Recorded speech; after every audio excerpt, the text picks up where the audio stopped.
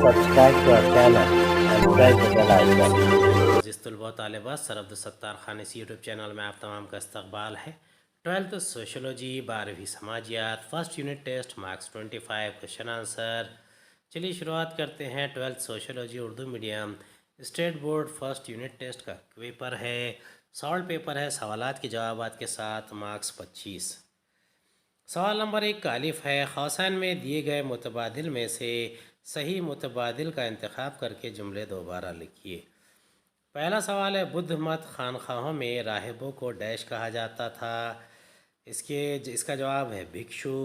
دوسرا ہے، خصوصی شادی کا قانون اسپیشل میرج ایکٹ ڈیش سال میں پاس ہوا۔ اس کا جواب ہے 1954۔ سوال نمبر 1 کا بے ہے، غلط جوڑی کو درست کر کے دوبارہ لکھیے۔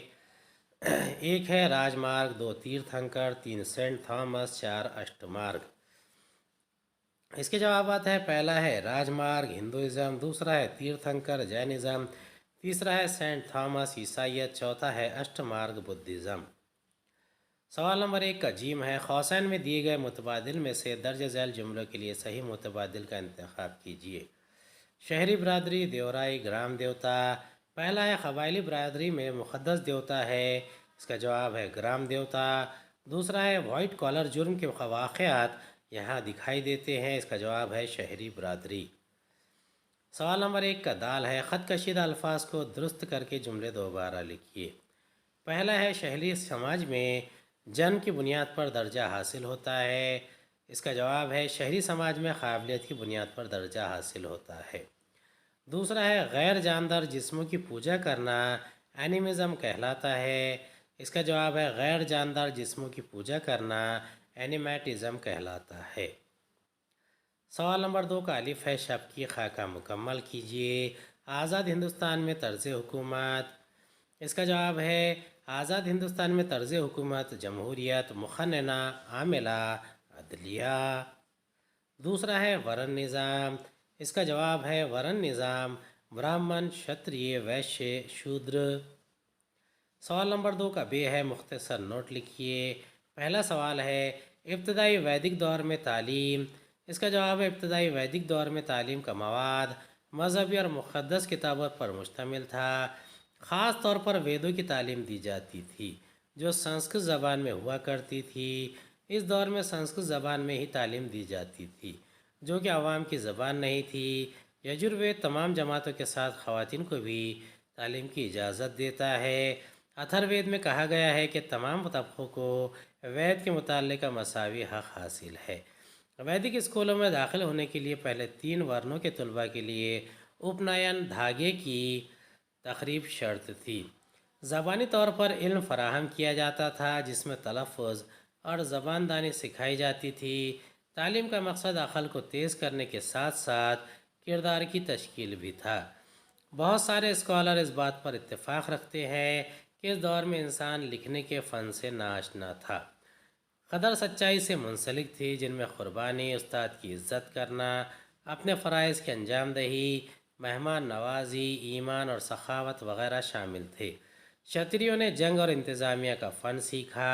ویش لوگوں نے تجارت کی تعلیم حاصل کی، جبکہ شودر زراعت اور جانور پالنے کی تعلیم حاصل کرتے تھے۔ برہمن لوگوں کو اس وقت تک اسکول ہی میں رہنا پڑتا تھا جب تک وہ چاروں ویدوں پر عبور حاصل نہ کر لیے ہوں۔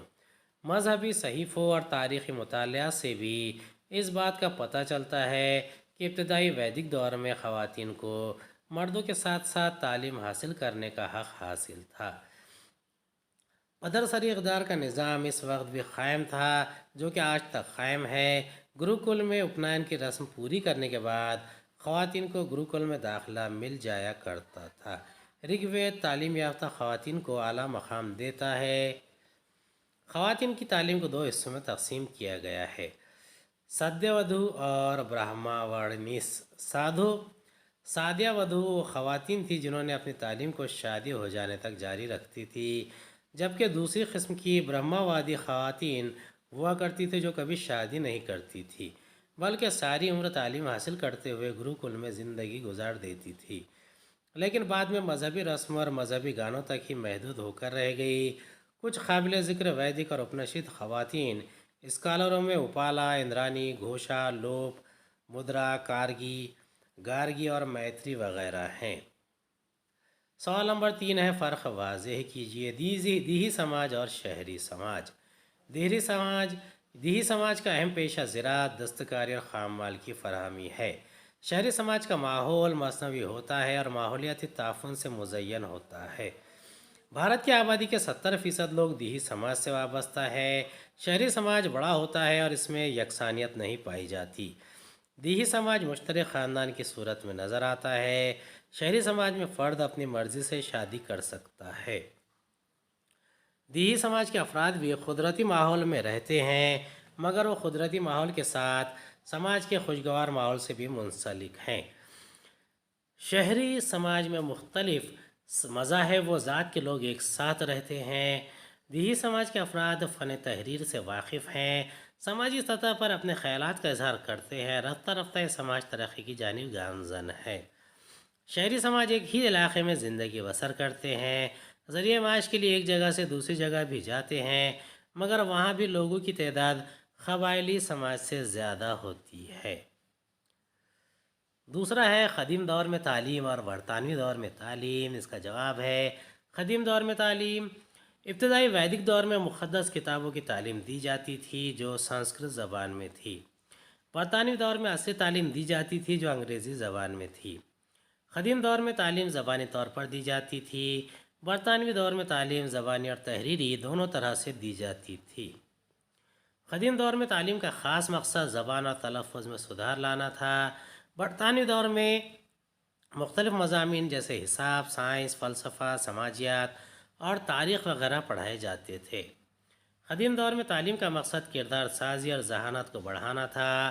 برطانوی دور میں تعلیم کا مقصد مغربی اقدار سے لیس ذہین افراد تیار کرنا جن کا مقصد دنیاوی عیش و عشرت حاصل کرنا تھا۔ سوال نمبر 4 ہے، درج ذیل بیانات صحیح ہیں یا غلط؟ وجہ کے ساتھ لکھیے۔ نوآبادیاتی دور کے ہندوستانی سماج پر نمایاں اثرات پڑے۔ اس کا جواب ہے درجہ بالا بیان صحیح ہے۔ نوآبادیاتی دور میں بھارتی سماج پر برطانوی حکومت کے خاطر خواہ اثرات واضح ہوئے تھے۔ بہت ساری سماجی اصلاحات بھی اسی دور میں ہوئی۔ برطانوی حکومت نے تعلیمی نظام کی شروعات کی جس میں بلا لحاظ مذہب و ملت سماج کے سبھی افراد کو داخلہ دیا گیا۔ کلکتہ، چنئی اور ممبئی جیسی یونیورسٹی کا قیام کیا گیا۔ مغربی تہذیب سے ہندوستانیوں کو آشنا کیا گیا اور مغربیانہ کا عمل واقع ہوا۔ ہندوستانی عوام مغربی تہذیب و ثقافت کی نقل کرنے لگے۔ برطانوی حکومت نے اس دور میں بھارت میں محصول کا نظام، تعلیمی خدمات، انتظامی خدمات اور پوسٹ آفس، ریلوے کی شروعات کی۔ عدالتوں کا قیام عمل میں لایا گیا جس کے تحت ممبئی میں ہائی کورٹ کی بنیاد رکھی گئی۔ عدلیہ مقننہ اور عاملہ سے متعارف کیا گیا۔ معیشت میں سدھار لایا گیا۔ نئی صنعتوں کا قیام کیا گیا۔ روایتی پیشے ختم ہو کر مشینوں سے زیادہ پیداوار حاصل کی جانے لگی۔